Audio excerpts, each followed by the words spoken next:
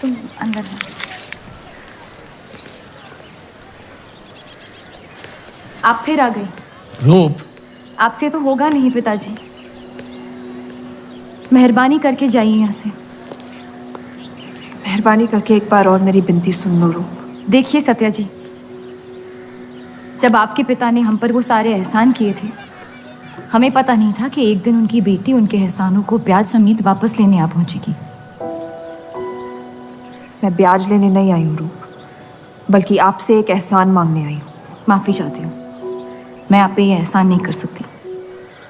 मेरी आज़ादी बिकाऊ नहीं है। आप गलत समझ रही हैं रूप। या शायद मैं ही सही समझ रही हूँ। मैं आपकी जिंदगी से बस 1 साल मांग रही हूँ रूप, क्योंकि मेरी जिंदगी में सिर्फ 1 साल बचा है।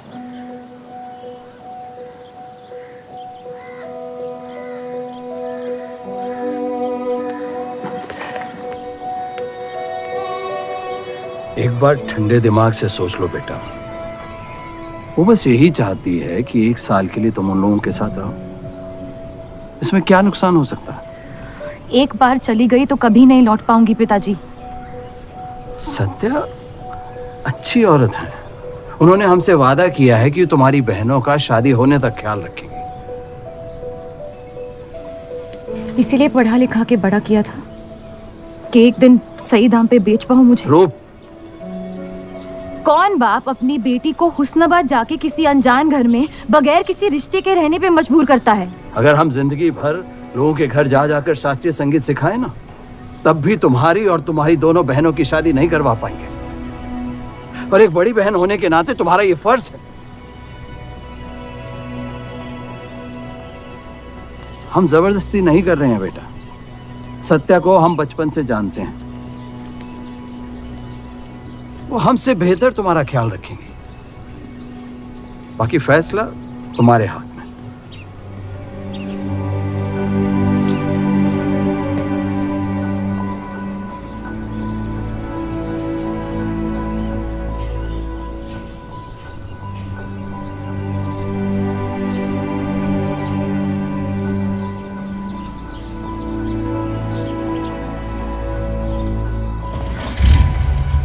रुकिए।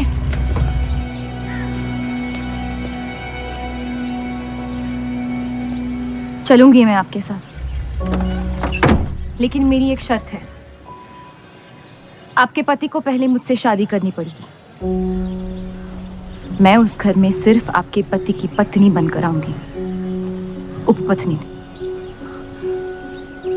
रूप, मैं बस इतना चाहती हूँ कि जब तक मैं जिंदा हूँ आप मेरे पति को जान लो, समझ लो, ताकि आपके गुजरने के बाद आपके पति मुझसे शादी कर ले। कैसी पत्नी है आप? और अगर एक पल के लिए मैं आपके इस पागलपन में शामिल भी हो जाऊं, तो इस बात की जमानत कौन देगा कि आपके गुजरने के बाद आपके पति मुझसे शादी कर लेंगे? किसी भी वजह से अगर उन्होंने मुझे घर से निकाल दिया तो फिर कहाँ जाऊंगी मैं? क्या होगा मेरा? ये सब जानने के बाद कौन अपनाएगा मुझे? सोचा है आपने? मैं वादा वादा? जब आप ही नहीं रहेंगी तो आपका वादा निभाएगा कौन?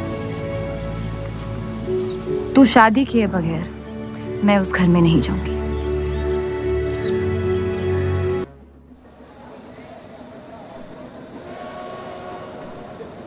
दो और लड़कियां बाहर बी के यहाँ गाना सीखने आई हैं। उनके सामने अपनी पतलून बंद रखना।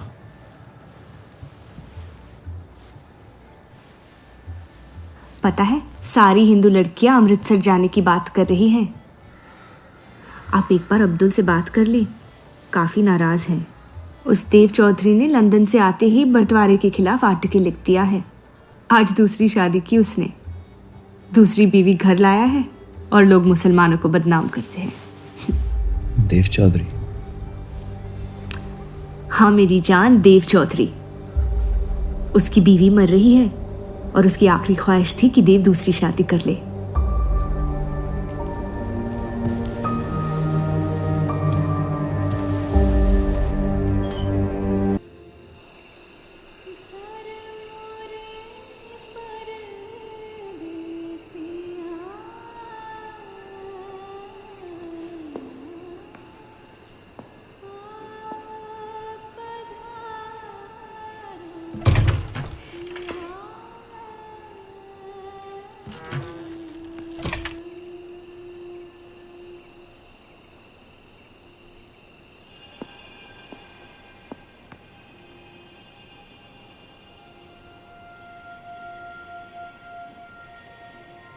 मैं अपनी पत्नी से बहुत प्यार करता हूं।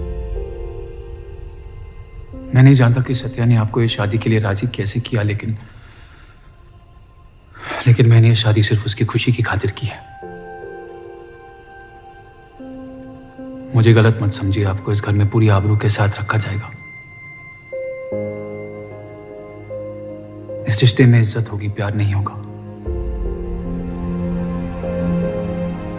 आप मुझसे जितनी कम उम्मीद रखेगी, तकलीफ उतनी कम होगी। उम्मीद करता हूं कि आपका दिल मुझसे बड़ा हो और वक्त के साथ ना मुझे माफ करती रहे। शादी की रात को ही रुखसती दे दी। क्योंकि आपने एक ऐसे आदमी से शादी की जिससे आप कभी पहले मिली भी नहीं थी। बल्कि कई दिनों तक मैं जानती भी नहीं थी वो दिखते कैसे हैं। मेरे गुस्से में लिए गए एक फैसले ने हम चारों की जिंदगी बर्बाद कर दी।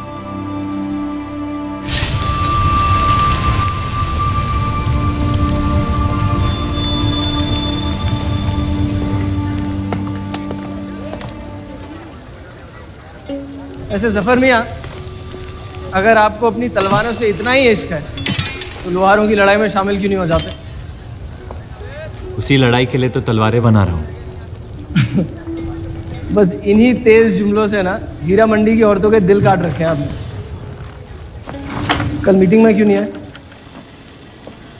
एक और दिल कटने का इंतजार कर रहा था, उसे तोड़ना नहीं चाहता था।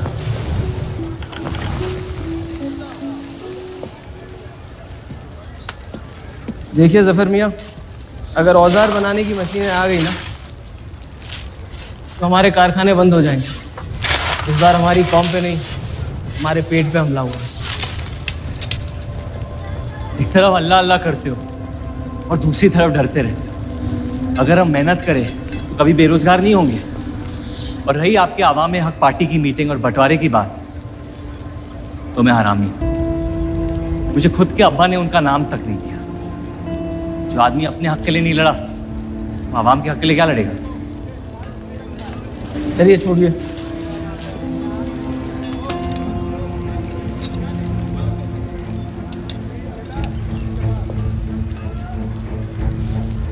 मैंने कितनी बार कहा अब्दुल मियाँ, अगर आप सच में अपना नजरिया दुनिया तक पहुंचाना चाहते तो बलराज चौधरी के न्यूज़पेपर से कोई बेहतर जरिया नहीं है। आपके कहने से हम गए थे दिल्ली टाइम्स के अखबार वालों से मिलने, लेकिन जब से उस बलराज चौधरी का बेटा विलायत से लौटा है, बंटवारे के खिलाफ एक मुल्क एक आवाम के आर्टिकल छापने में मशगूल है। इनकलाब खून बहा के लाया जाता है, बातें करके नहीं।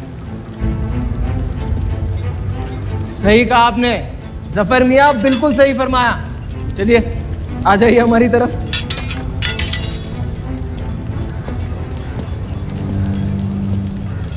गलत ना समझे मुझे, भाई आप मेरे, जान दे सकता हूं, लेकिन सिर्फ आपके लिए। बस मुझे इन चौधरियों के मसलों से दूर रखिए अब अब्दुल मियाँ।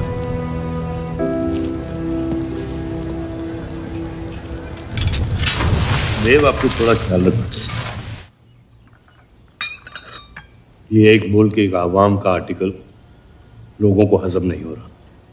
धर्म के नाम पे अंग्रेज हमारे देश का बंटवारा कर रहे हैं, जिससे फ्यूचर में किसी का फायदा नहीं होगा। लेकिन उनके बिना हम अपना देश भी तो नहीं संभाल पा रहे। उसके बारे में क्यों नहीं लिखते हैं आप? वक्त के साथ हम सब सीख लेंगे, अगर साथ में रहे तो। इस मकसद का मसीहा तुम्हें किसने बनाया? मैं बस एक आवाज हूं जिसमें लोगों तक पहुंचने की ताकत है, या बहकाने की ताकत? या उन्हें सही राह दिखा रहा हूं, जिस सही राह में यकीन आप भी करते हैं, बस सियासत से डरते हैं। ये मत भूलिए कि हम यहाँ माइनॉरिटी हैं और मुस्लिम लीग दिन ब दिन ताकतवर होती जा रही है। आप अपने दिमाग से सोचें, दिल से नहीं। अगर मैं ऐसा कर पाता तो फिर बात ही क्या थी। कभी कभी दिमाग का दिल से हार जाना जरूरी होता है।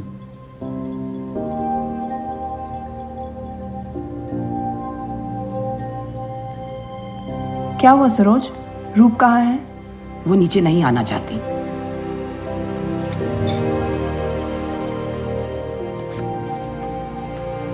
चलता हूं। कोई बात नहीं, उन्हें उनका नाश्ता कमरे में ही दे दे। जी। देव को हमेशा लगेगा कि मैंने उसके साथ ज्यादती की, लेकिन आपने जो किया है सही है। जिंदगी पर भरोसा रखिए,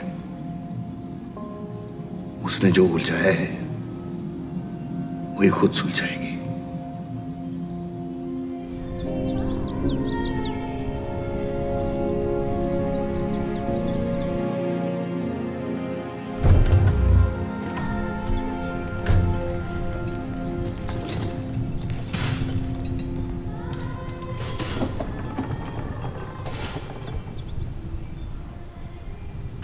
ये आवाज कहाँ से आ रही है?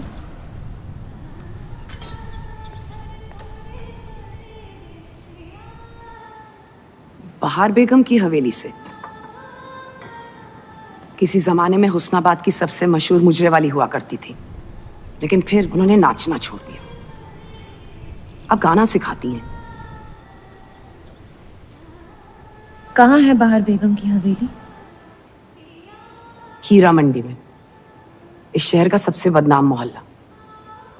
उस जगह का सिर्फ नाम लेने से ही लोगों के नाम खराब हो जाते हैं। अरे हम कह रहे हैं आपसे मुंशी साहब, हमारे जफर भाई से अच्छा लोहार पूरे हीरा मंडी में नहीं है। अभी पिछले साल ब्रिटिश आर्मी की तलवारें भी इन्होंने ही तो बनाई थी। ये वही हराम का पिल्ला है ना जफर? वो कहाँ से आए हैं उससे क्या फर्क पड़ता है? आप उनका काम देखिए ना।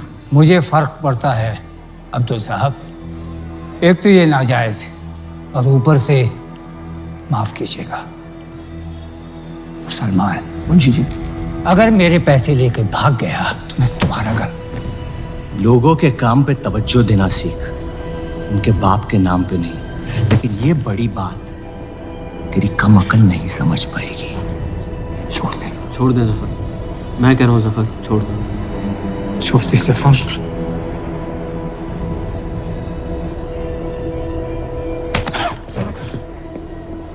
जफर! वो लिहाज तो है नहीं इन लोगों में। अरे एहसान मान हम लोगों का, जो तुझ जैसे हरामियों को अपने मोहल्लों में रहने देते हैं। एक तो ये हमारी वजह से हीरा मंडी में पड़ रहे हैं, और ये क्या कर रहे हैं? कचरा बढ़ा रहे हैं, कचरा।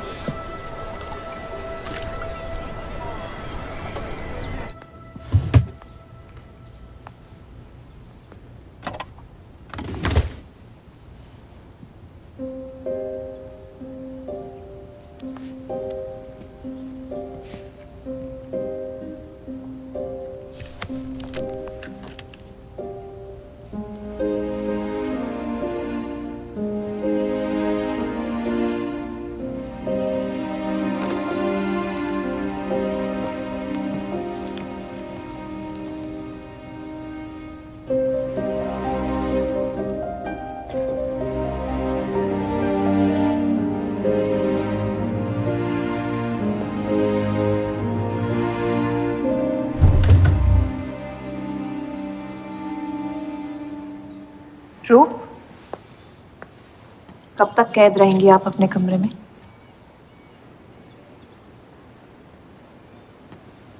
अब आप शादीशुदा हैं, आपकी भी कुछ जिम्मेदारियां हैं इस घर में। किसकी तरफ? आपके पति की तरफ, जो सिर्फ आपसे प्यार करते हैं। हम दोनों ने एक दूसरे को देखा तक नहीं है। मेरी एक ही जिम्मेदारी थी, अपनी बहनों की तरफ। वो मैंने ये शादी करके निभा लिया। देव के अखबार में काम करना शुरू कर दो, उनके साथ थोड़ा वक्त बिताओ, देखना सब कैसे बदलने लगेगा। मैंने घर पर बात करनी है। सबका कितना ख्याल रखती हैं आप। मैं आपकी दुश्मन नहीं हूँ रूप, बस अपने बाद आपकी जिंदगी को बेहतर बनाने की कोशिश कर रही हूँ। पता है, मेरे माँ बाप को लगता था कि लड़कियों को पढ़ाना लिखाना फजूल है, वरना अगर मैं पढ़ी लिखी होती तो इतने बड़े अखबार में काम करने का मौका कभी नहीं गंवाती। मैं फिर रियाज शुरू करना चाहती हूँ। बिल्कुल, करना भी चाहिए। अगर आप चाहो तो मैं अभी एक अच्छे गुरुजी का इंतजाम करवा सकती हूँ। नहीं, मैं हीरा मंडी जाके बाहर बेगम से सीखना चाहती हूँ।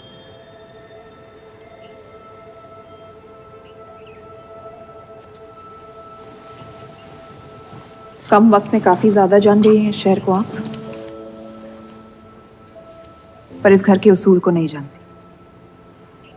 आप संगीत सीख सकती है मगर हीरा मंडी कभी नहीं जा सकती।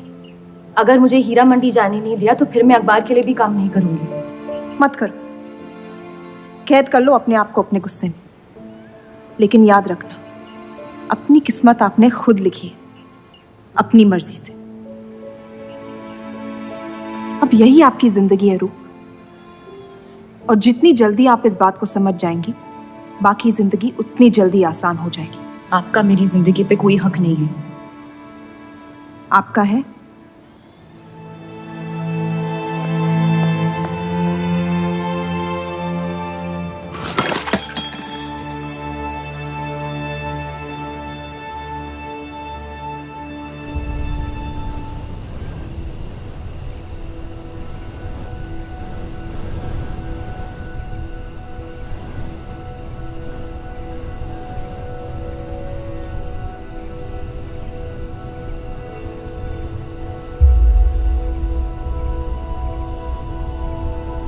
हरगिज नहीं। बाबा, मैं रूप को जानती हूँ। एक बार उसने अपना मन बना लिया फिर वो किसी की नहीं सुनती। वो इस घर की बहू है और उसे भी सबकी तरह इस घर के उसूलों की इज्जत करनी पड़ेगी।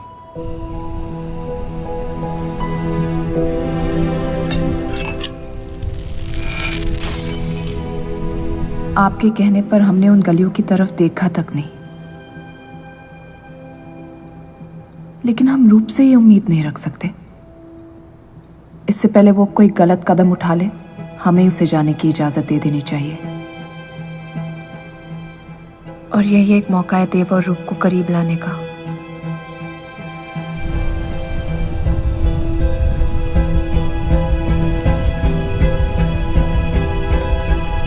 रूप, ये क्या कर रही हैं आप? रूप। हाँ, भाभी जी आपको बुला रही हैं।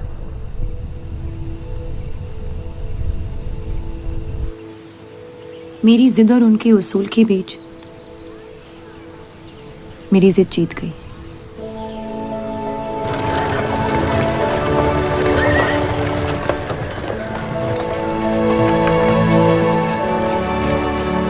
देव चौधरी की ये एक मुल्क एक समाज वाली बातें सुनने में तो बहुत अच्छी लगती, लेकिन गौर फरमाई, एक तरफ ये बंटवारे के खिलाफ है और दूसरी तरफ ये स्टील के कारखाने लाने की कोशिश कर रहे हैं। मतलब दोनों ही तरफ से हम भूखे मत। हमें और एडवर्टाइजमेंट की जरूरत है। अगर यही हाल रहा तो हफ्ते में सिर्फ 3 दिन पेपर छाप पाएंगे। सर, पिछले हफ्ते जिस विस्की कंपनी के इश्तेहार डाले थे वो इस हफ्ते भी इश्तेहार डालने को तैयार है। उसी शराब के इश्तेहार की वजह से पूरा हफ्ता मुस्लिम सेक्टर ने अखबार नहीं खरीदा। बहुत अच्छे पैसे दे रहे हैं विस्की वाले। अहमद की बात सही है, किसी और को ढूंढना पड़ेगा। कॉस्मेटिक्स और साड़ी।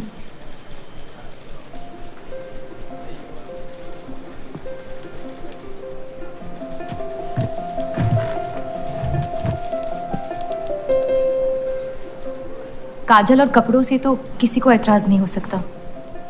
शराब के बदले लक्स साबुन का इश्तेहार डालते हैं पेपर में। इन इश्तेहारों की वजह से औरतें भी पेपर खरीदेंगी। माफी चाहती हूँ, बस ख्याल आ गया तो बोल दिया। मैं देव चौधरी से मिलना चाहती हूँ। और आप कौन? रूप, उनकी पत्नी।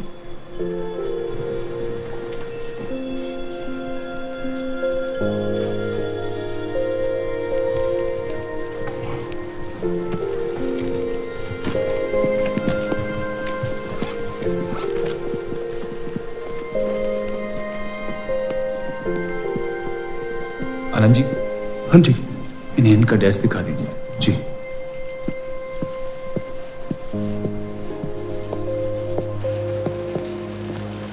myself अनंत पाल। नमस्ते। वैसे ये कौन है?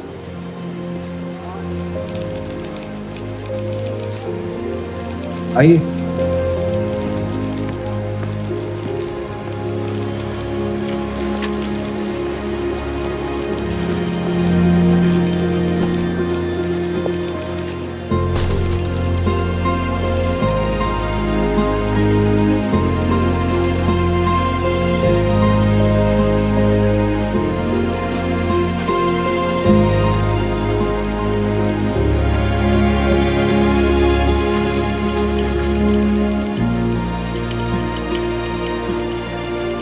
कमाल है, पति पत्नी एक दूसरे को जानते तक नहीं। निकाह हुआ है इनका शायद। उस दिन अगर पर्दे के पीछे आप भी होते तो देव साहब को पता नहीं चलता।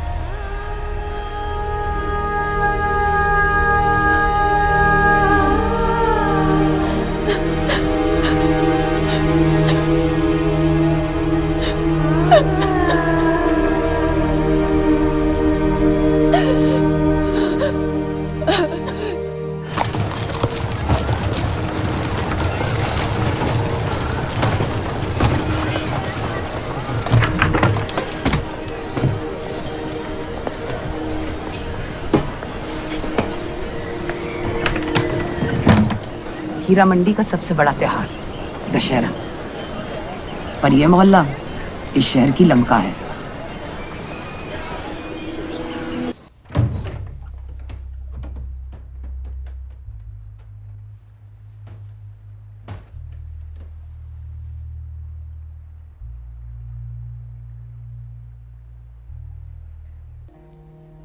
एक अरसे के बाद ऐसी आवाज सुनी है जिसमें दर्द भी है और सुकून भी। अपना फैसला बदलने के लिए शुक्रिया। अभी तो सिर्फ तारीफ की है, शुक्र बेइज्जती का करते हैं, क्योंकि असली काबिलियत उसी से मिलती है।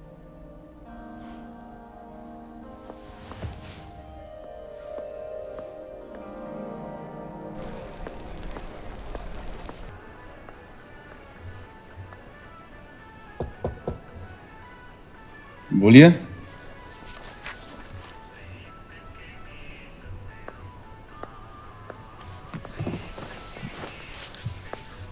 आपसे ऑफिस में बात करनी थी, लेकिन मौका नहीं मिला। किस बारे में? मैं आपकी कंपनी में सिर्फ हाजिरी नहीं देना चाहती, काम भी करना चाहती हूँ। मैं एक आर्टिकल लिखना चाहती हूँ। किस मुद्दे पे? हीरा मंडी पे। उस इलाके के लोगों को देख के लगता है कि हर घर में कई कहानियां छुपी हुई है। अगर आप कोई ऐसी कहानी ले आए जो पढ़ने लायक हो तो छाप देंगे।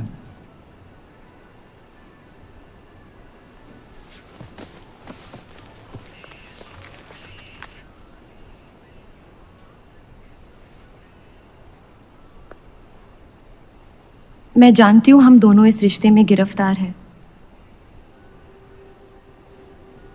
और इसमें मेरा हाथ भी है। बस आपको बताना चाहती हूँ कि मेरे आपसे या इस रिश्ते से कोई अरमान नहीं है। ये शादी नहीं, समझौता है, और आप जब चाहे इससे रिहा हो सकते हैं। मैंने कभी इस शादी को तोड़ने का जिक्र नहीं किया है, लेकिन आपके ख्यालात जान के खुशी हुई। शुक्रिया।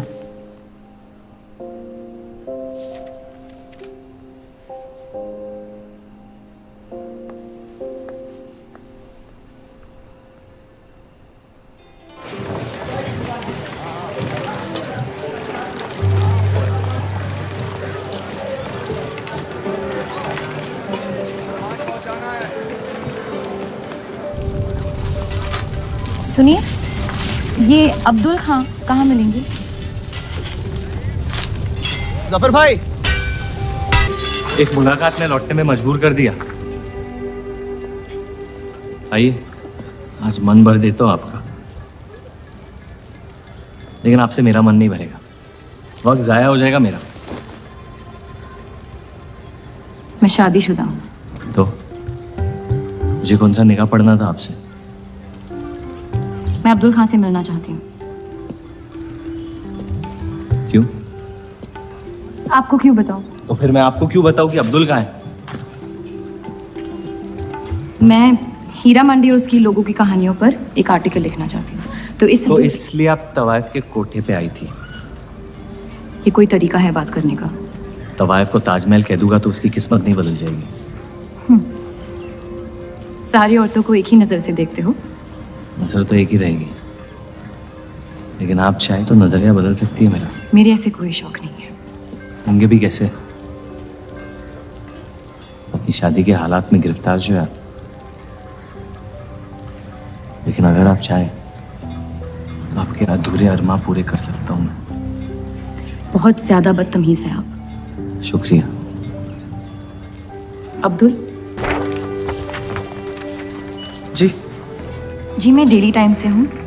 हीरा मंडी के लोग और माहौल के बारे में मैं एक आर्टिकल। Daily times. यहाँ का माहौल गर्म है, लोहार बेरोजगार, और ये हक की लड़ाई अब बंटवारा करवा के रहेगी। लिखना चाहेगा आपका अखबार इस मुद्दे पे? नहीं ना। खुदा हाफिज।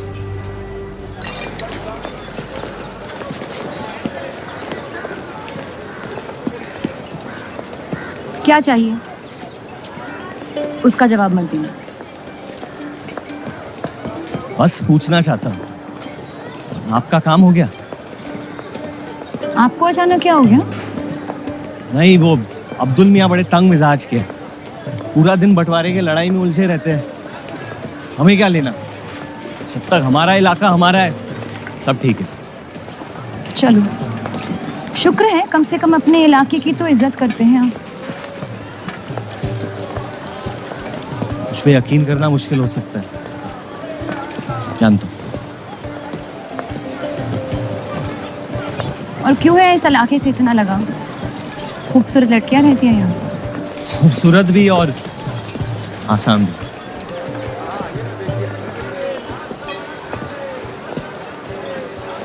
तकदीर ने मुझे यहाँ फेंका। जिंदगी कुचलने ही वाली थी, लेकिन इस सड़क ने मुझे बचा लिया, चलना सिखा दिया। मेरी फतेह हो गई और नाम पड़ गया जफर। अब यही मेरा घर है। ये गलियां नहीं होती तो मेरी कोई पहचान नहीं होती।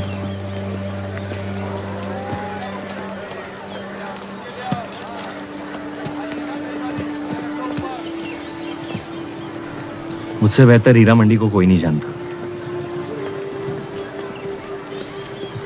तो रुक। बहुत अच्छा है आपका, माशाल्लाह।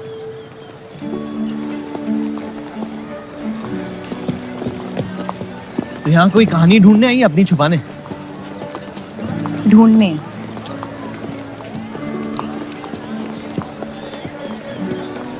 अपनी शादी में खुश हैं आप?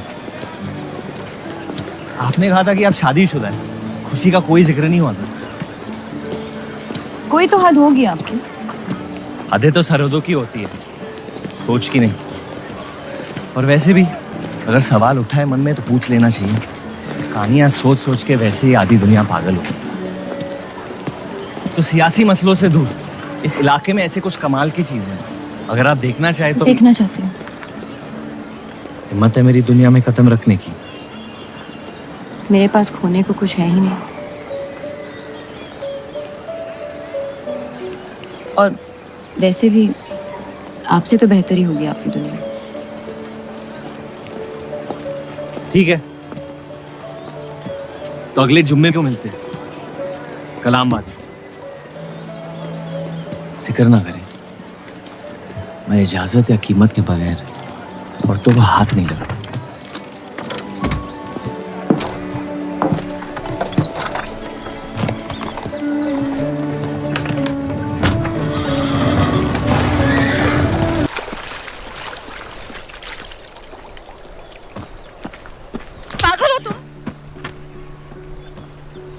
इतनी जल्दी आपसे तुम तक का सफर तय कर लिया आपने? क्यों बुलाया मुझे यहाँ? आप कहानी ढूंढ रही थी, मैंने आपको एक किस्सा दिखा दिया। डर गई? क्यों? तुम मर सकते थे। मौत हक है, और मुझ जैसे नाजायजों के पास ना कोई खास मकसद होता है, ना ही आपकी तरह कुछ खोने को होता है। इसलिए मौत से डर नहीं लगता। जिस दिन मोहब्बत हो जाएगी, मकसद भी मिल जाएगा और मौत से डर भी लगने लगेगा। अफसोस, आपकी ख्वाहिश शायद कभी पूरी नहीं हो पाएगी। मजा आता है मुझे इस खेल में। मैंने तुम जैसा नमूना कहीं नहीं देखा।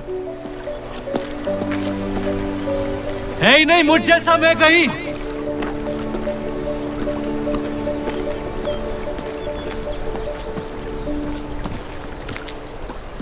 ये वही जर्नलिस्ट लड़की है ना? इसे तो छोड़ दे। एक दिन छोड़ दूंगा। अच्छी लड़की है बेचारी। जरूरत से ज्यादा, इसलिए शायद बुरे ख्यालात भी नहीं आते इसके बारे में। सुना है शादीशुदा है। आप जानते हैं ना आप क्या करें?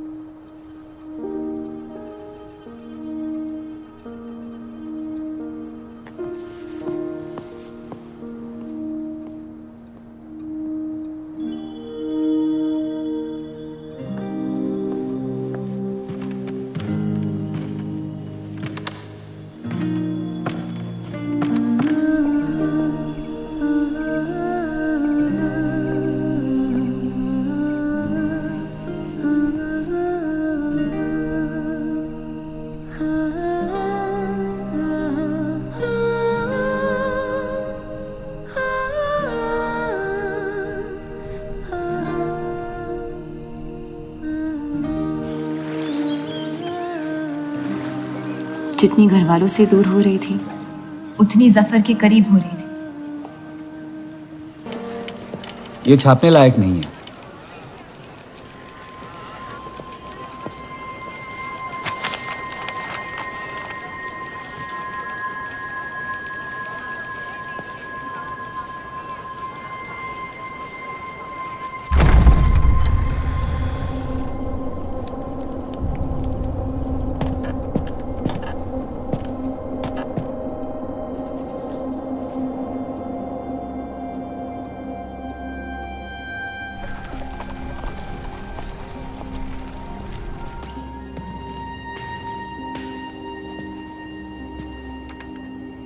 हीरा मंडी के लोहार आ जाए थे मुझे मिलने। आपको उनकी बात सुन लेनी चाहिए, वरना वो हमारे मुस्लिम स्टाफ को स्ट्राइक पे जाने पर मजबूर कर सकते। बाबा, साफ साफ बताइए किस बारे में बात करना चाहते हैं आप? रूप।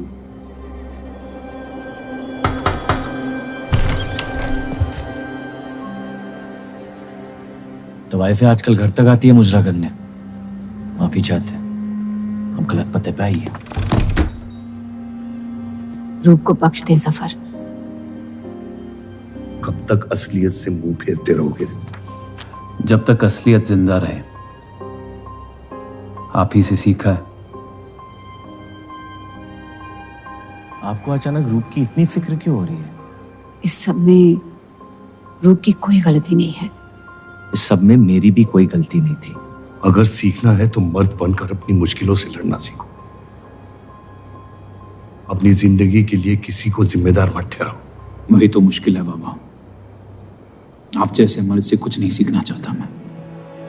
आप अब्दुल को इस्तेमाल करके अवाम को उनकी प्रेस के खिलाफ भड़का रहे हैं, मोर्चे करवा रहे हैं, और हम आपसे कुछ नहीं कह रहे हैं। लेकिन रूप, दूसरों की गुनाह की सजा दूसरों की नहीं, उसे आपकी गुनाहों की सजा दी जा रही है अम्मी। आपने एक शादीशुदा मर्द के साथ इश्क किया, बच्चा पैदा करके सड़क पे फेंक दिया। ऐसा न कहीं। 17 साल के थे हम, मोहब्बत हो गई थी उनसे, और आज तक उससे हम रिहा नहीं हो पाए। गलती हो गई जिसे आज तक मैं सुधार नहीं पाया। होशो हवास में की गई गलती गलती नहीं होती, बेईमानी होती है। और आज तक आपने अपने इस गुनाह को कबूल करने तक की हिम्मत नहीं की। हमारी मोहब्बत ने हमें खुद कर्ज बना दिया था। हमने बच्चा इसलिए रखा ताकि बलराज के और करीब हो पाए, लेकिन वो हमसे और दूर चले गए। हमने सोचा बच्चे की शर्म से भाग रहे हैं, आपको छोड़ देंगे तो वापस लौट आएंगे। फिर हम समझ गए कि वो आपसे नहीं हमसे भाग रहे थे। हम आपको लेने वापस आए थे, लेकिन आप नहीं। है कि हुई चीजें अक्सर सड़ जाती है अम्मी। हमारा रिश्ता भी अब हमेशा के लिए सड़ चुका है। अब आपकी मैयत के अलावा मेरे पास और कोई वजह नहीं है आपके पास लौटने की। देव,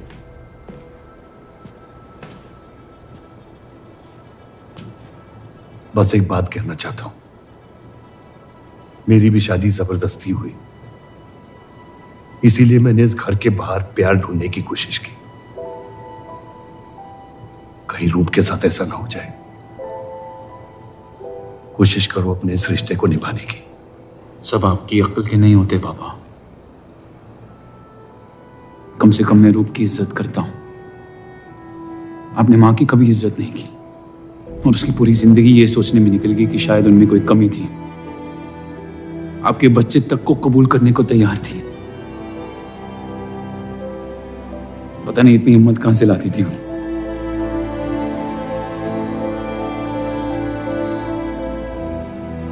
अगर आप मान जाते तो हमारा घर बिखरने से बच सकता था, लेकिन आपका घमंड आपकी गलतियों से भी बड़ा था।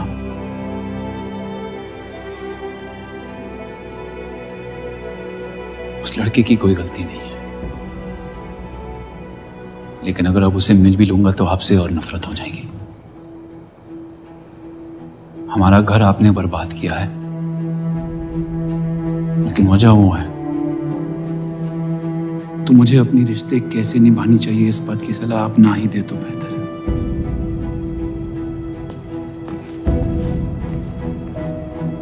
बलराज चौधरी ने अपने जायज बेटे को मेरे हिस्से की दौलत, शोहरत और इज्जत दे दी, तो बदले में मैं उसके बहू को छीन लूंगा, और मेरे पास कुछ खोने को तो है नहीं।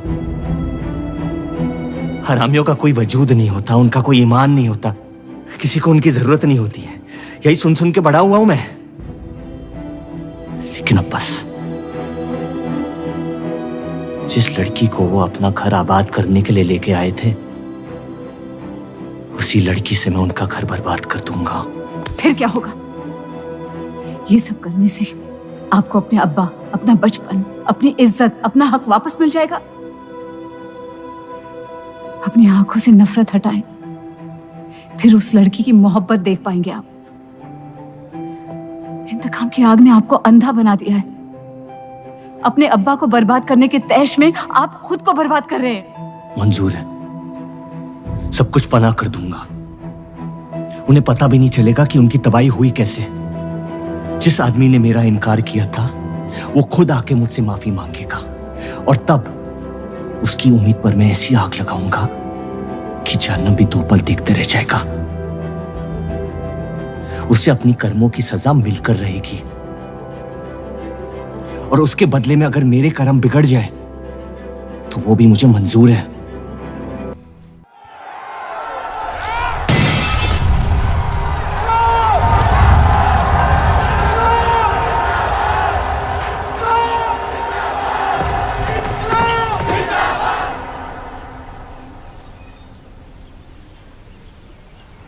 जफर को हीरा मंडी में पहचानते सब थे, लेकिन वो है कौन ये कोई नहीं जानता था। वापस जाने का मन नहीं करता? वापस जाने की वजह ही नहीं है। पीढ़ियों से हम ये काम कर रहे हैं, हमारे बच्चे इसी की खा रहे हैं। अब अगर ये अंग्रेज औजार बनाने की मशीन ले आए तो लोहार बेरोजगार हो जाएगा। आज हमारे साथ हो रहा है, कल किसी भी कारीगर के साथ हो सकता है।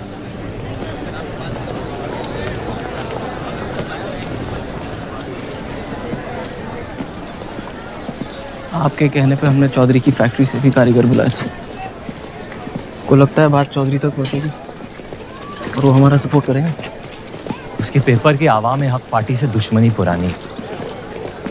बलराज चौधरी जैसे लोग कभी कभी अपने मजहब को अपना मकसद समझ लेते।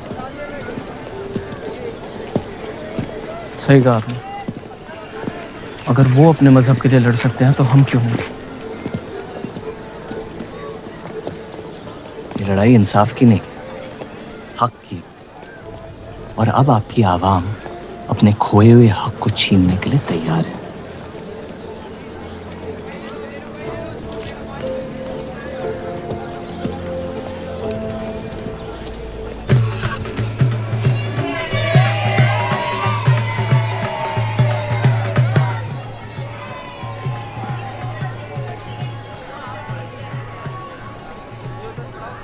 सत्या चौधरी मरने वाली है। गुजरने वाली, कैंसर की बीमारी से।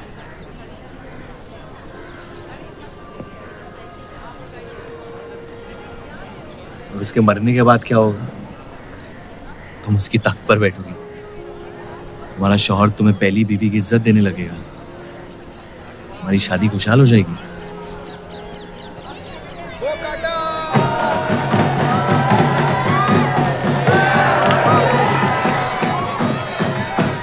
ये त्योहार बहुत पसंद हुआ करता था मुझे। फिर क्या हुआ?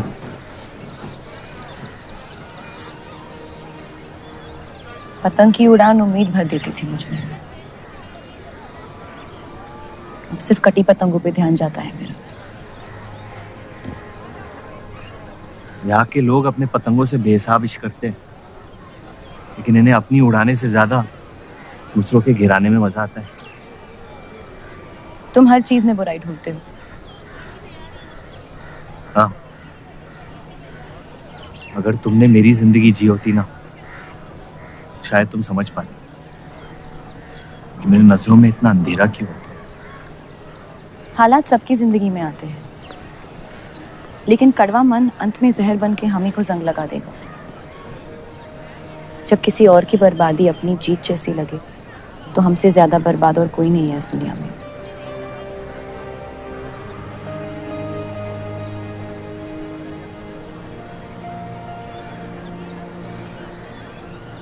तुम्हें कभी प्यार हुआ है?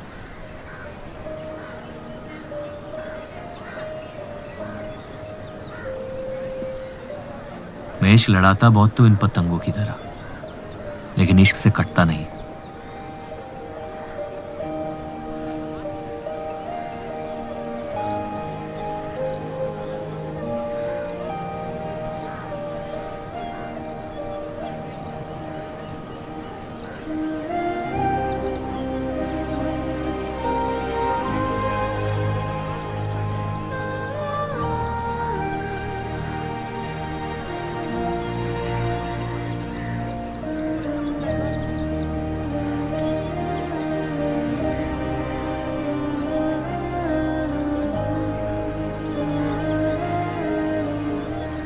निकलना चाहिए, वरना ये शाम हमसे आगे निकल जाएगी।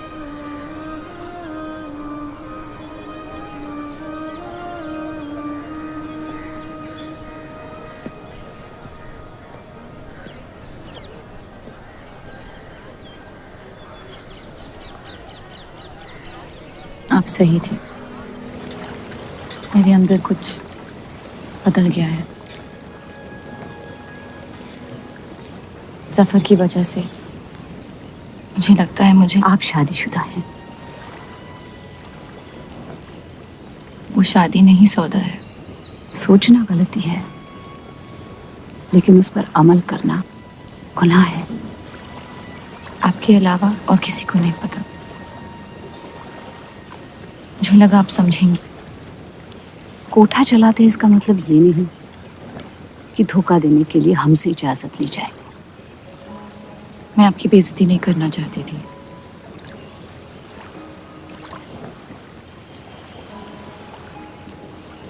आपके शौहर अच्छे इंसान हैं।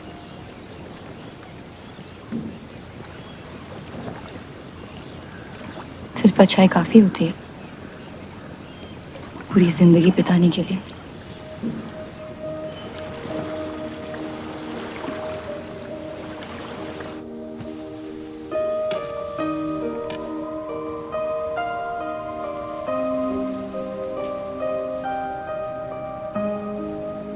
क्या हुआ?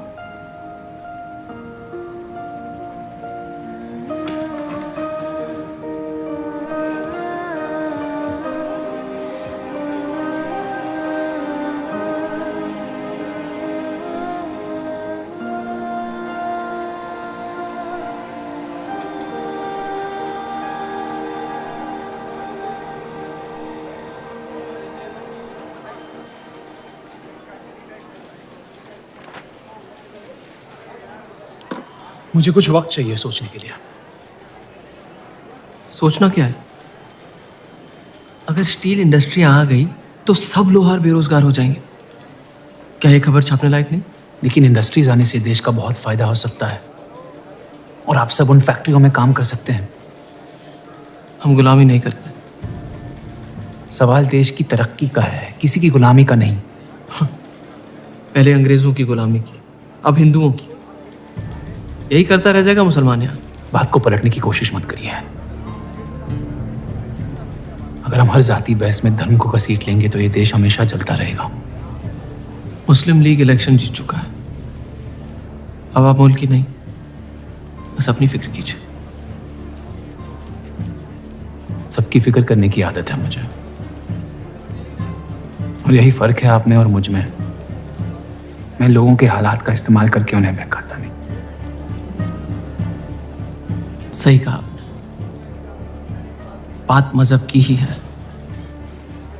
एक बार हमने अपना मुल्क बना लिया ना, तो फिर हमारी चीखें तो जाया जाएंगी नहीं।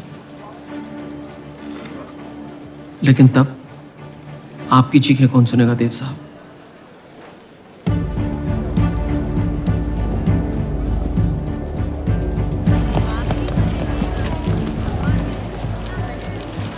तो देव चौधरी की तस्वीर मिल गया।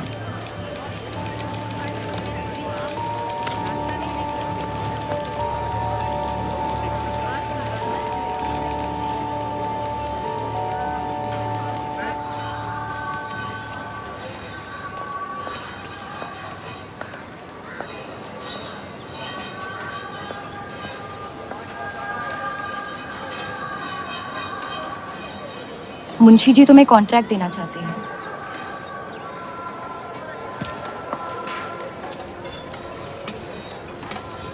और बदले में तुमने उन्हें क्या दिया? सिर्फ हिंदू होने की वजह से तुम्हारी बात मान ली उन्होंने? मैं खैरात नहीं लेता। मैं मदद कर रही हूँ, खैरात नहीं। और मैंने मांगी थी मदद आपसे। जैसा हूं ठीक हूं। हर चीज में बुराई क्यों ढूंढते हो? अच्छाई से डर लगता है। उसे अक्सर बदले में कुछ चाहिए होता है। मैंने तुम्हारी जमानत ली है। मुंशी जी को समझाया कि हीरा मंडी तुम्हारा घर है और बदले में मुझे कुछ नहीं चाहिए।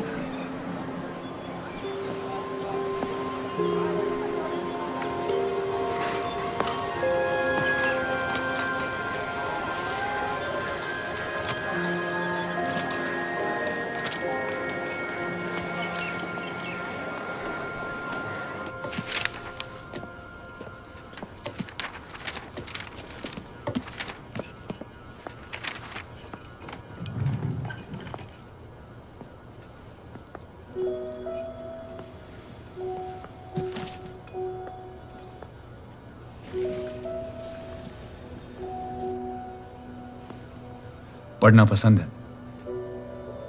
बहुत। आपको? बहुत। वो कैबिनेट मिशन का आर्टिकल बन गया? नहीं, कुछ बात नहीं बन रही है। शायद वो हमारा आखिरी आर्टिकल हो जिससे आप एक मुल्क एक अवाम की सोच को आगे बढ़ा सके।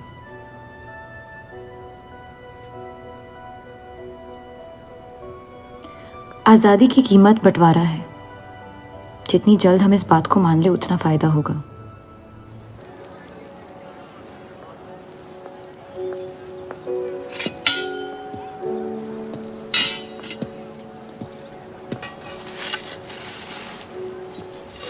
मुझे देख के रास्ता क्यों बदल देते हो? तुम्हें शहर दिखाने में इतना मशगूल हो गया था कि अपनी जिंदगी के रास्ते भूल गया। मैं हुस्नाबाद छोड़ के जा रही हूँ।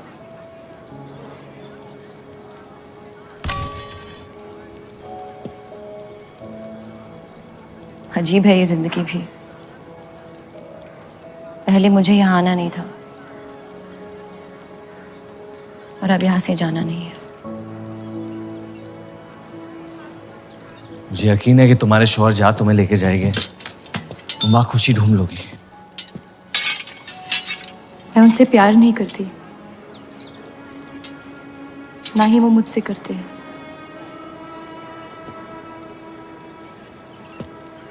कब तक जीती रहूंगी ये झूठ में? कुछ रिश्ते कर्जों की तरह होते हैं, उन्हें निभाना नहीं, चुकाना पड़ता है। तुम जो भी करने की कोशिश कर रहे हो उससे किसी का फायदा नहीं हो रहा। कभी कभी नुकसान रोक लेना फायदे से बेहतर होता है। जज्बात को रिवाजों की गुलामी नहीं करनी चाहिए। इस दुनिया के सारे गुनाहों में से सबसे बड़ा गुनाह कौन सा है पता है? अपने मन को मारना। मेरे मन में तुम्हारे लिए कुछ नहीं है रूप। मुझे तुम पे यकीन क्यों नहीं होता? क्योंकि तुम यकीन नहीं इश्क करना चाहती हो। बर्बाद हो जाओगी। दर्द के अलावा कुछ नहीं दे सकता मैं तुम्हें। मंजूर है। तुम जानती नहीं मुझे, मेरी जिंदगी को, या उस वजह को जिस वजह से मैं तुम्हारे करीब होना चाहता था। और वो वजह मोहब्बत नहीं है।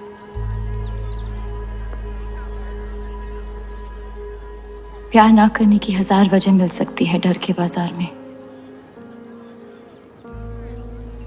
लेकिन प्यार करने की सिर्फ एक ढूंढनी होती है, अपने दिल में।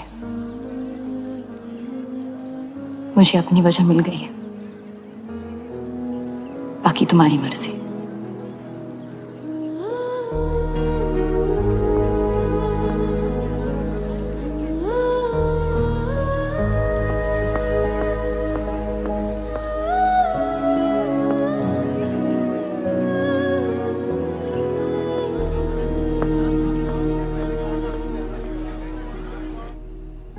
आप लोगों को जल्दी हुस्नाबाद छोड़ने की तैयारी करनी चाहिए।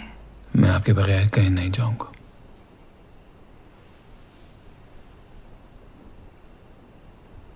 मैं तो जा रही हूँ आपके बगैर। डॉक्टर ने कहा अब भी आप ठीक हो सकती हैं। अपने आशिक की आंखों में देखते हुए मरना बहुत कम लोगों को नसीब होता है।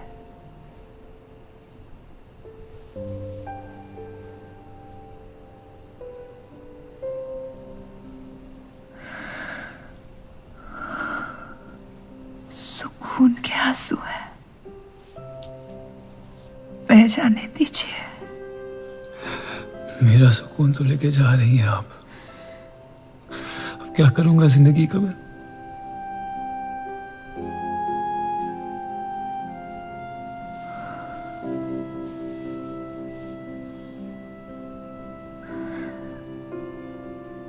पिछले कुछ दिनों से रूप से एक अजीब सी जलन हो रही है,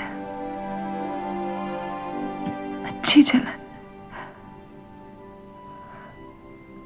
उससे मेरे हिस्से की खुशियां मिलने वाली है।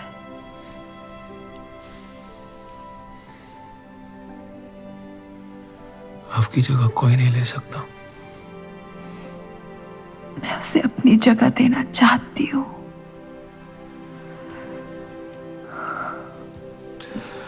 वादा करो, हमारे सारे ख्वाब आप उसके साथ पूरे करोगे, बेटियों को पढ़ाओगे, बेटों के दोस्त बनोगे, पापा को माफ कर दोगे।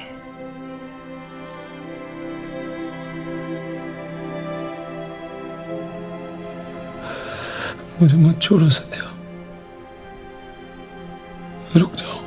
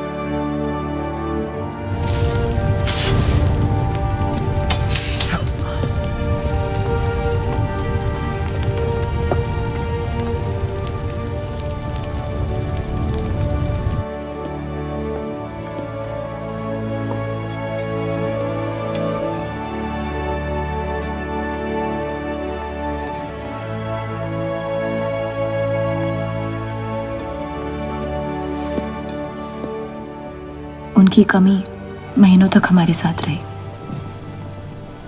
तो उनके गुजरते ही आप लोगों ने हुस्न-ए-बा छोड़ दिया? काश छोड़ दिया होता। सर, अब्दुल की पार्टी अब बहुत ताकतवर हो गई है। इस आर्टिकल के बारे में एक बार फिर सोच लेते हैं।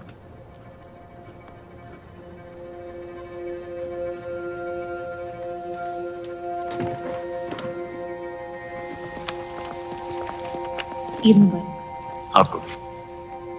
क्या वो जानते हैं वो क्या करने जा रहे हैं? वैसे ही हवा में हक के लोग हमारे खून के प्यासे हैं। इस आर्टिकल के बाद यहाँ के लोहार हमें जिंदा जला देंगे।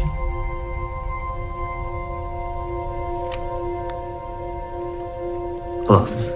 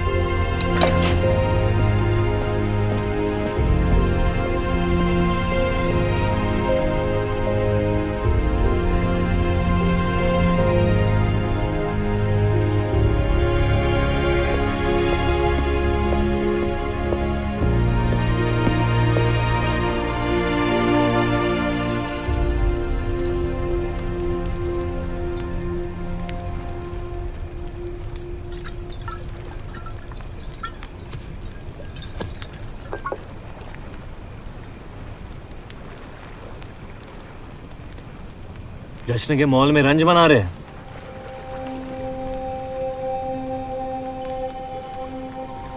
किसने कहा मैं रंज बना रहा हूं? जश्न में लोग मिलकर शराब पीते हैं। तनाज शराब रंज में पी जाती है।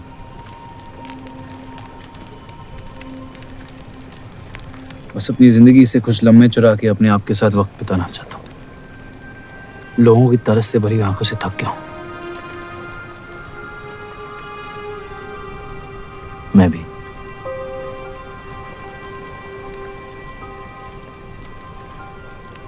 तो आपके रंज का राज क्या है? आपके हाथ में ना शराब है, ना आप जश्न में शामिल होना चाहते हैं।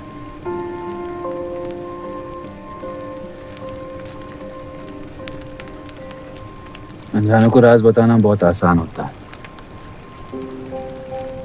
मन भी हल्का हो जाता है और इज्जत भी बनी रहती है। मुझे इश्क हो गया है।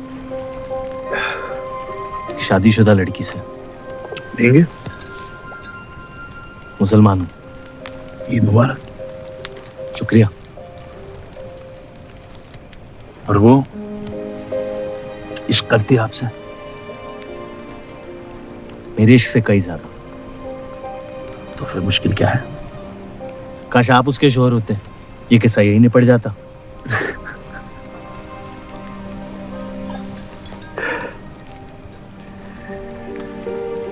एक बार बात तो करके देखें। दुनिया भी बड़ी अजीब है, कोई किसी से बात नहीं करता, बस सीधे जंग पे निकल जाते हैं। कभी कभी जंग कर लेना दिल की बात बताने से आसान होता है। कौन सा पति एक ऐसी औरत के साथ रहना चाहेगा जो किसी और से प्यार करती है?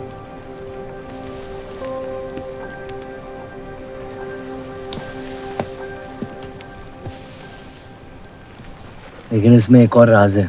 वाह वाह, मैं कहानी सुनने आया था, आपने कटहरा खड़ा कर दिया। मसला ये है कि मैंने उसे सिर्फ आधे सच बताया। तो पूरे बता दो। इतना आसान नहीं है। अक्सर इतना ही आसान होता है।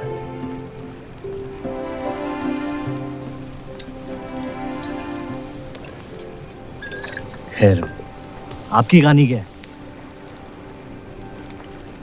बस अपनी टूटी हुई किस्मत के टुकड़े समेट के आगे निकल जाना चाहता हूँ, लेकिन पता नहीं शुरुआत कहाँ से करूं। पहला टुकड़ा जिस जख्म से हुआ उसे ढूंढिए, बाकी टुकड़े अपने आप मिल जाएंगे।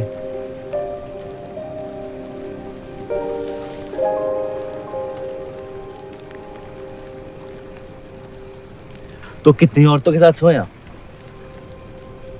ये कैसा बेहुदा सवाल है? मतलब एक 18 साल की उम्र में शादी होगी, आप कितनी लड़कियों के साथ सोए हैं? उतनी गिनती नहीं आती है मुझे।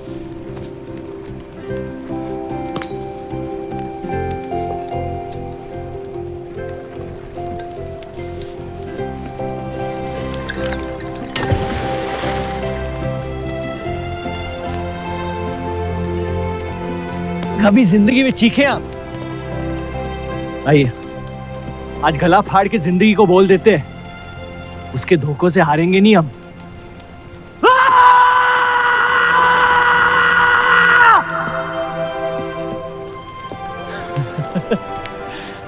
आइए, कसम से कह रहा हूं रिहा हो जाएंगे आप।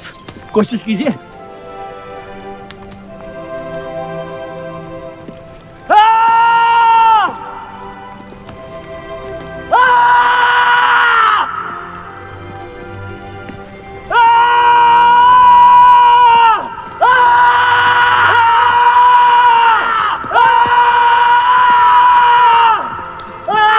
बस बस बस।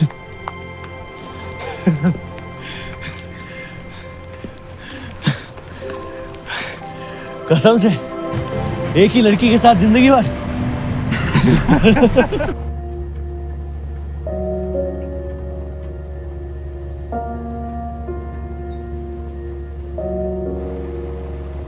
अब या तो आप अलग हो सकती हैं या शादी को एक और मौका दे सकती हैं।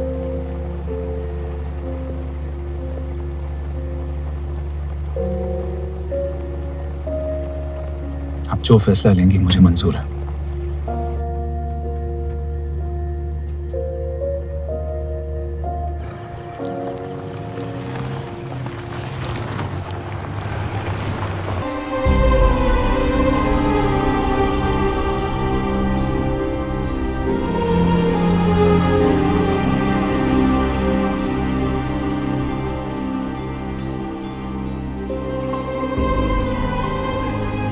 आपके कोठे के दरवाजे हमेशा खुले रहते हैं? हमें कुछ भी छुपाने की जरूरत नहीं है।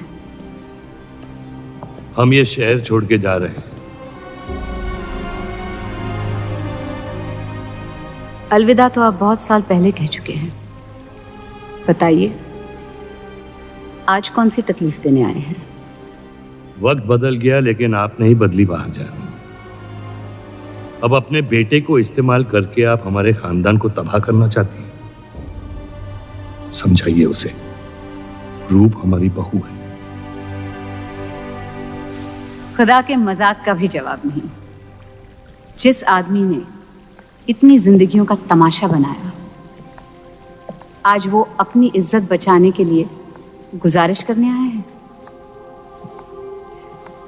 वक्त ने आपको भी नहीं बदला बलराज साहब। हमने आपको साफ साफ समझाया था कि हमारा रिश्ता गलत था, लेकिन आप सच्चाई बर्दाश्त नहीं कर पाई और जिंदगी भर हमसे धोखा करने का तमाशा करती रही। तो क्या यही कहकर तसल्ली देते रहे आप अपने आप को? रिश्ता गलत था तो क्यों बार बार लौट के आते थे हमारे दरवाजे पे? मोहब्बत आपको भी हुई थी बलराज साहब, लेकिन समाज के डर से एक दिन अचानक कूड़े की तरफ फेंक दिया हमें। घिन आती है आपकी खुदगर्जी पर। मेहरबानी करके यहां से निकल जाइए।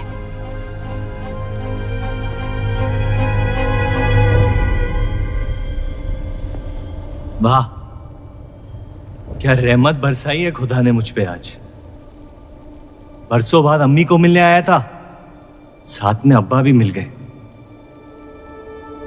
एक तरफ बहार बेगम जिसने मुझे फेंक दिया और दूसरी तरफ बलराज चौधरी जो कल तक मुझे कबूल नहीं कर रहा था और आज मुझसे भीख मांगने आया है।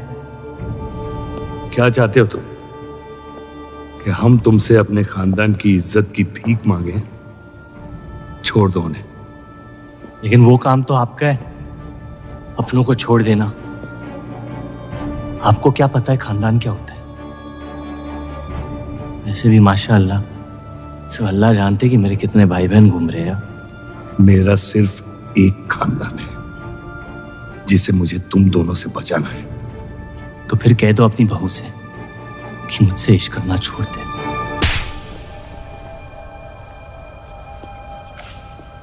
मैंने कहा था ना गिरा दो इसे। इसकी पैदाइश ने हमारे रिश्ते का कत्ल कर दिया। क्या आपकी असलियत को जाहिर कर दिया? यह हमारी औलाद नहीं है, हमारी एक गलती का नतीजा है जिसे हम जिंदगी भर रिहा नहीं कर पाएंगे। जफर, छोड़ दो इन्हें। जफर,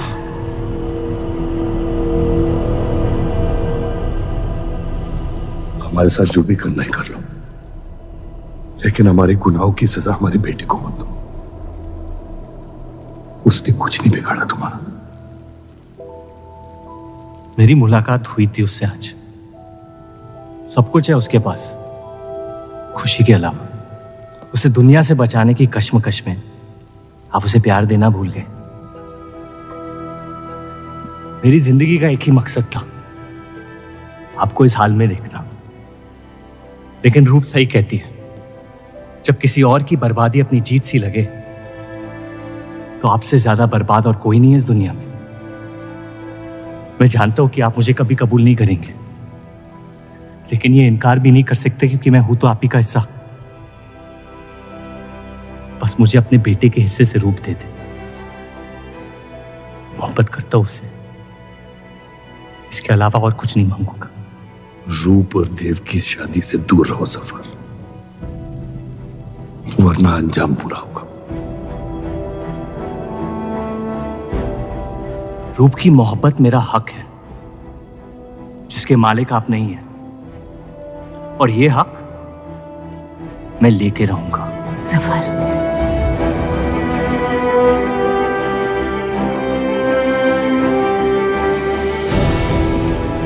हम जानते हैं कि आप हमारी किसी भी बात पर राजी नहीं, लेकिन इस बार आप जानती हैं कि हम सही हैं।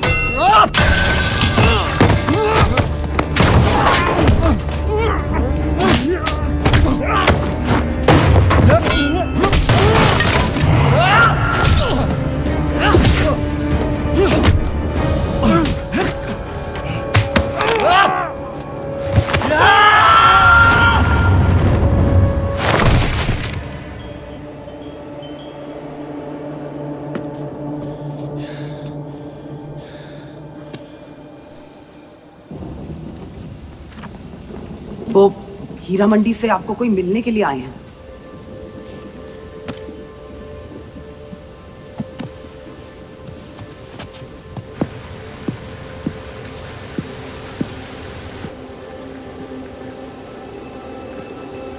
क्या हुआ मियाँ?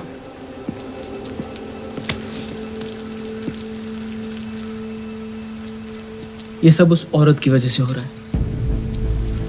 मुझे तो यकीन भी नहीं हो रहा कि चौधरी इस हद तक गिर सकता है आपको तकलीफ देने के लिए। इसमें रूप का कोई हाथ नहीं।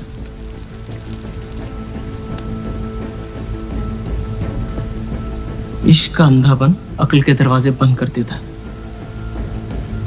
आपको दिखाई नहीं दे रहा चौधरी आपके साथ क्या खेल खेल रहा है, लेकिन मैं अंधा नहीं हूं। आप चाहें तो उसे माफ कर दीजिए, लेकिन अब आपका बदला उस औरत से मैं लूंगा।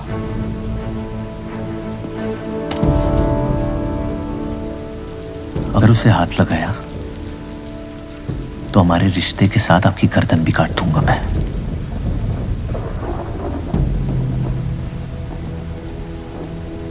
मोहब्बत अक्सर गलती करवाती है, कहा था हमने।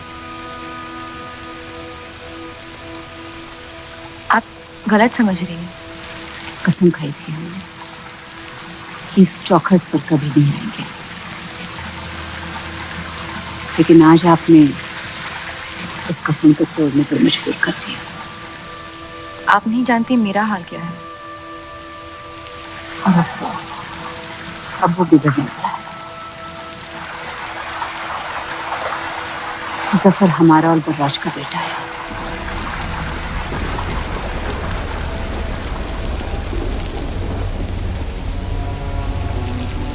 उसने आपका इस्तेमाल किया है इस घर को बर्बाद करने के लिए। वो मोहब्बत करता है मुझसे, देखा है मैंने उसकी आंखों में।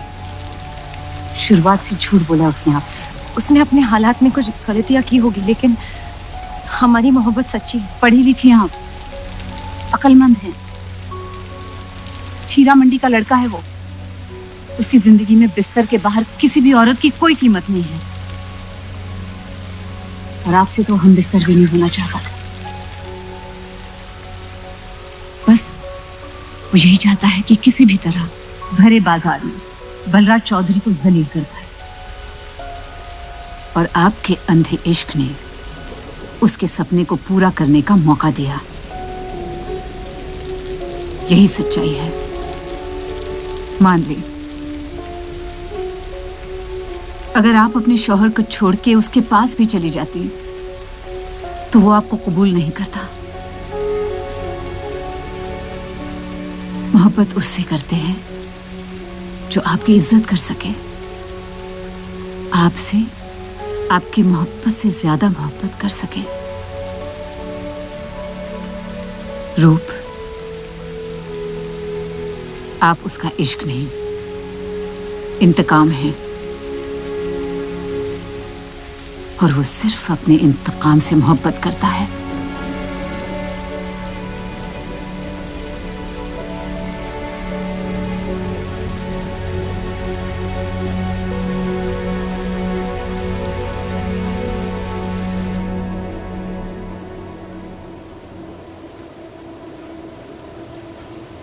खानदानी लड़ाई जीतने के लिए आपने इतने साल हमें सियासी जंगों में फंसा दिया। सही कहते हैं सब, हरामियों का कोई ईमान नहीं होता।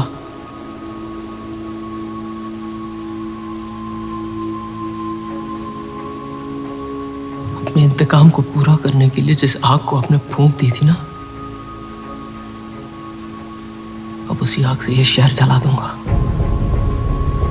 अब आप अपने अमाल का अंजाम रोक नहीं पाएंगे।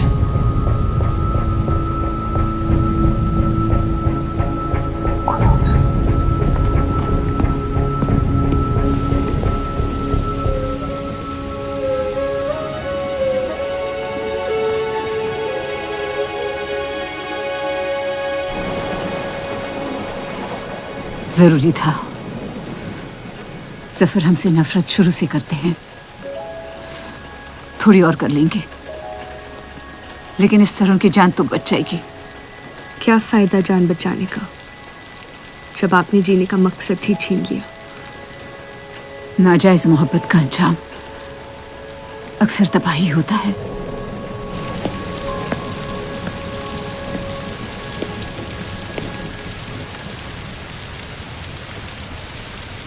जफर नाम है उसका, तुम्हारा भाई, जिसे तुम ईद के दिन पे मिले थे।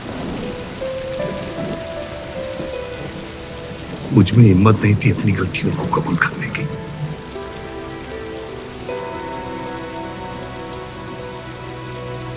माफ कर दो मुझे।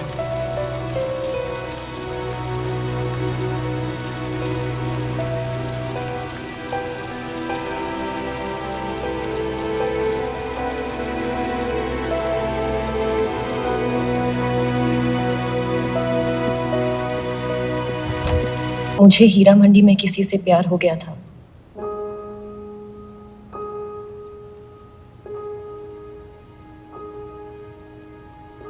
आपने शुरुआत से मुझसे सच कहा है। अब जब हम इस शादी को ठीक तरह से कायम कर रहे हैं, मैं आपको अपना सच बता देना चाहती हूँ। इस रिश्ते में इज्जत होगी, प्यार नहीं होगा। उम्मीद करती हूँ आपका दिल मुझसे बड़ा हो और वक्त के साथ आप मुझे माफ करते रहे।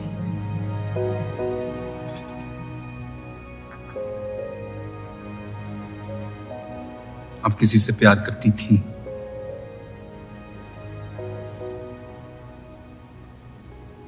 फिर क्या बदल गया? मैं उनकी इज्जत नहीं करती। और प्यार खत्म हो गया?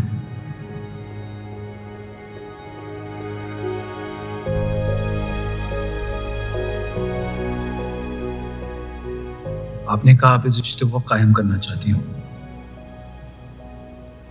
अब क्यों?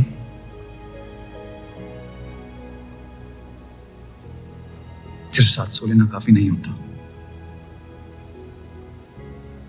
और कई पहलू निभाने होते हैं शादी कायम करने में।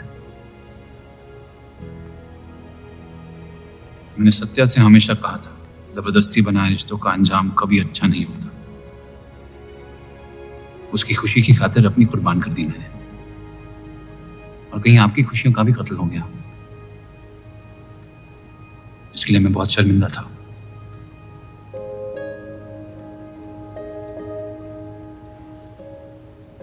वक्त के साथ वो शर्मिंदगी शायद चाहत में बदलने लगी।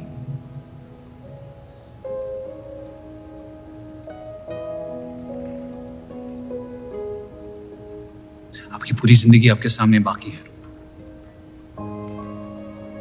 गुस्से में किए फैसले अक्सर गलतियों में तब्दील होते हैं।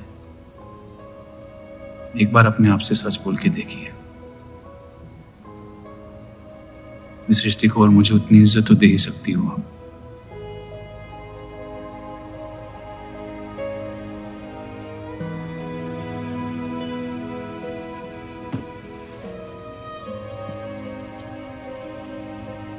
पति पत्नी का रिश्ता रिवाजों से नहीं, प्यार से बंधना चाहिए।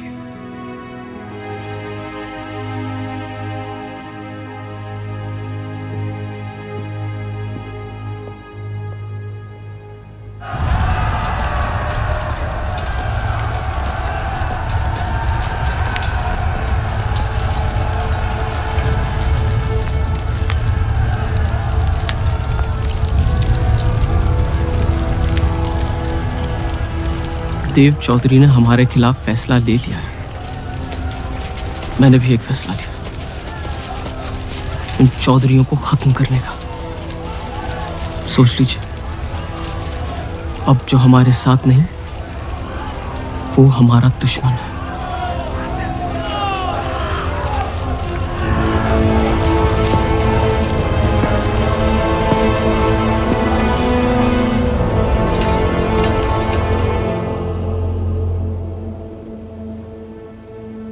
सरोज जी,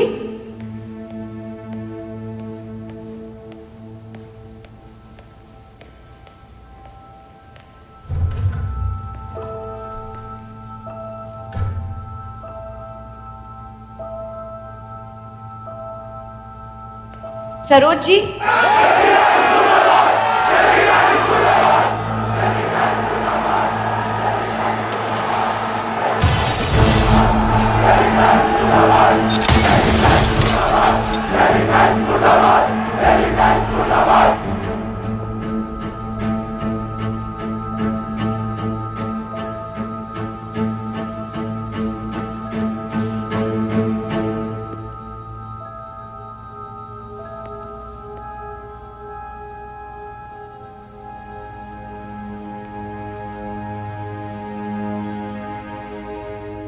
माफ कर दो मुझे। बस यही कहने आए हो? क्या फर्क पड़ता है? वैसे भी तुमने अपना फैसला ले लिया है ना? पूरी शिद्दत से तुमसे प्यार किया और बदले में तुम ईमानदारी तक नहीं कर पाए। इतना मुश्किल था मुझसे सच बोलना।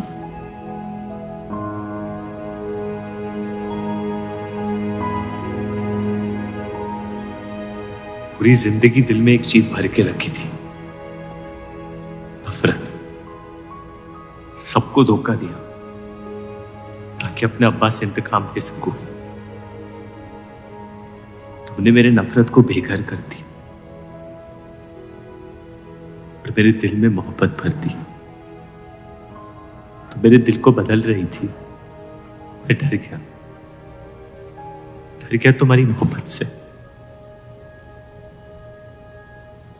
जो सब इस घर से चाहता था तुमने मुझे दिया। अगर तुम्हें सच कहता तो खो देता। झूठ बोल के पा दिया क्या मुझे? हम एक दूसरे के नसीब में नहीं है रूह, यही खुदा की मर्जी। तुम्हें कभी मुझसे प्यार हुआ ही नहीं? अगर मुझे इसका जवाब देना पड़ा तो तुम्हारी मोहब्बत में सवाल उठ जाएंगे।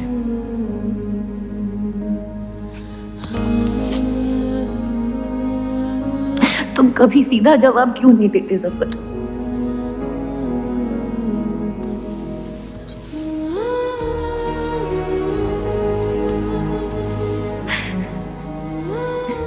एक बार कह दो, एक बार कह दो मोहब्बत करते हो मुझसे।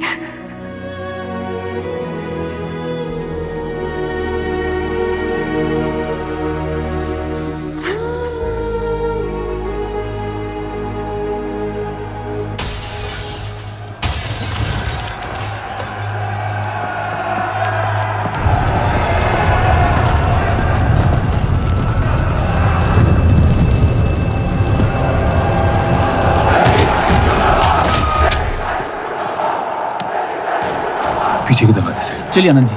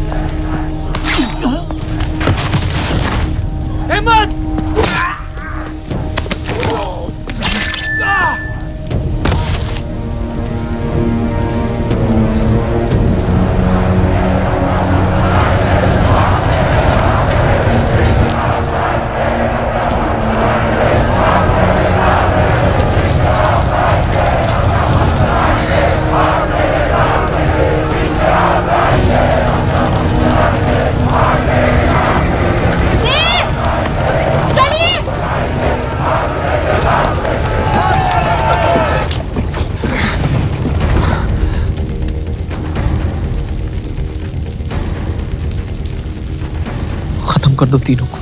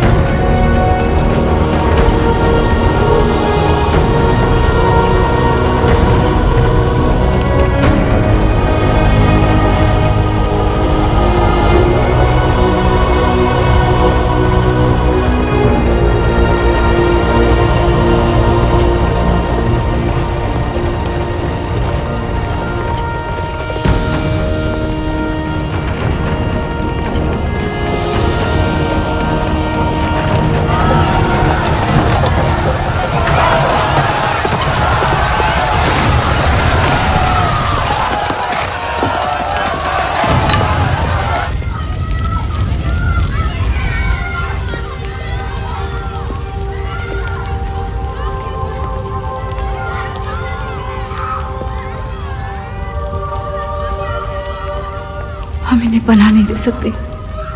सारे हिंदुओं को मुसलमानों के घरों में ढूंढा जा रहा है। ये यहाँ सलामत नहीं है। आप इन्हें स्टेशन ले जाइए। चलो हमारे साथ। हम अपनी हिंदू लड़कियों को छोड़कर नहीं जा सकते। अब चलिए मेरे साथ अम्मी। जहाँ हमारी पैदाइश हुई थी शायद वही हमारी मौत आएगी। जाइए, अब जाइए।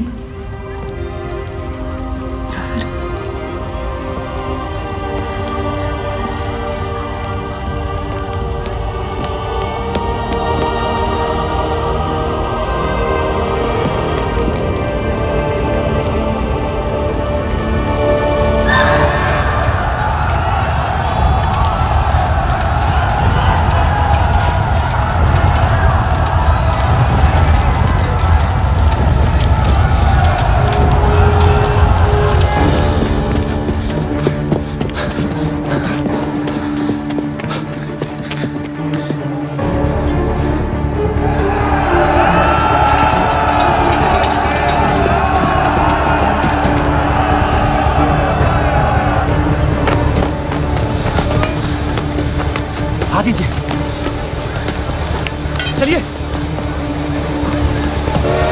इस तरफ।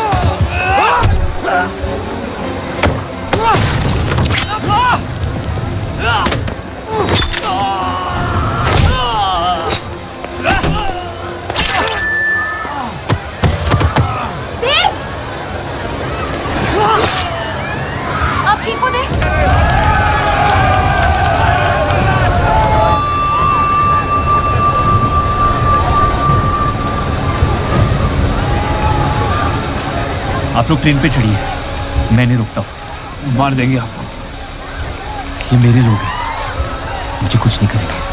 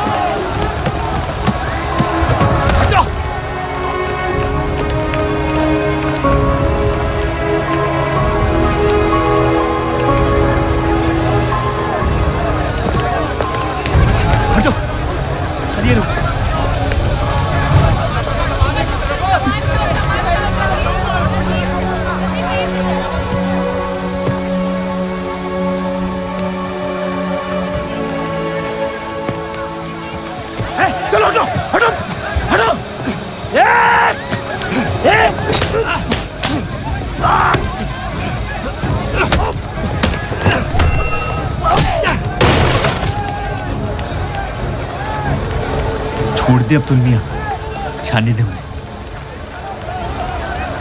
मेरी खातिर।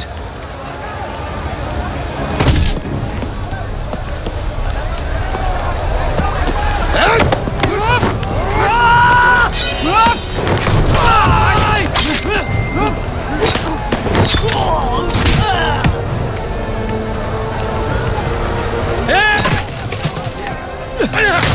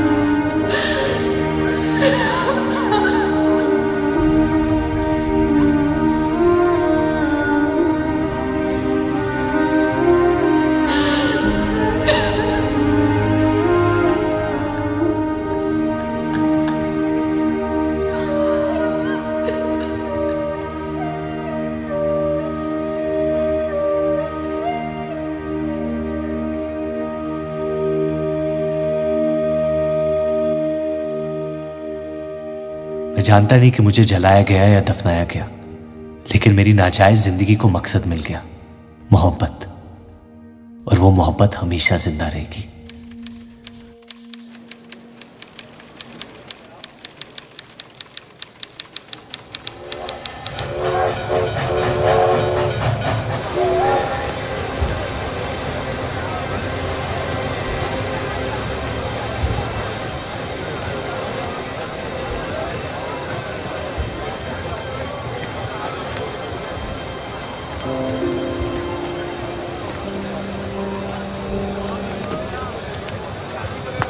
लकीरें खींच लेने से दुनिया छोटी या बड़ी नहीं हो जाती, बस हजारों जिंदगियां बिखर जाती हैं।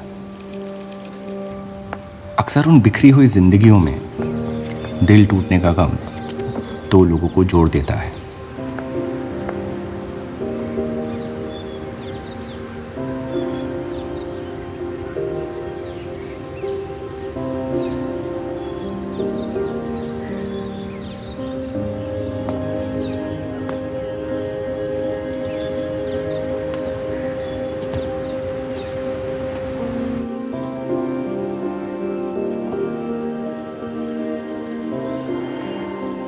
डेली टाइम्स अखबार के देव और रूप का किस्सा भी बंटवारे की उन हजारों कहानियों में से है जो इतिहास की चीखों में कहीं खो जाएंगी।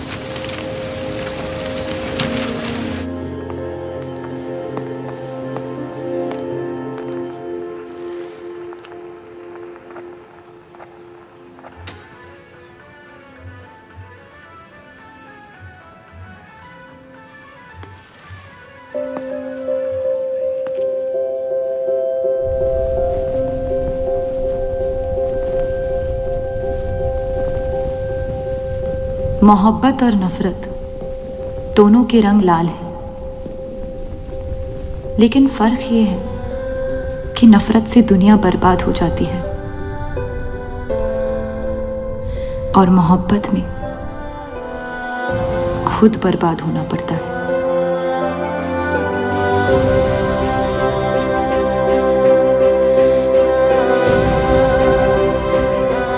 फिर भी कलंक अक्सर मोहब्बत पे लगते हैं।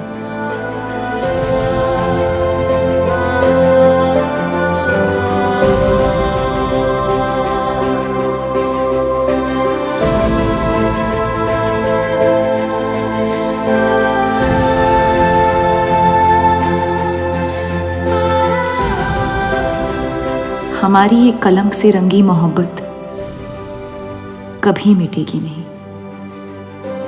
हमारे अंदर हमेशा मौजूद रहेगी।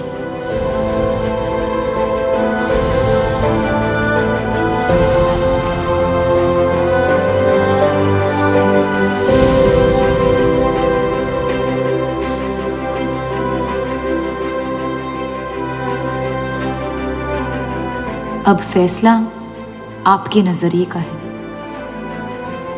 आपने इस कहानी में क्या देखा? कलंक या मोहब्बत?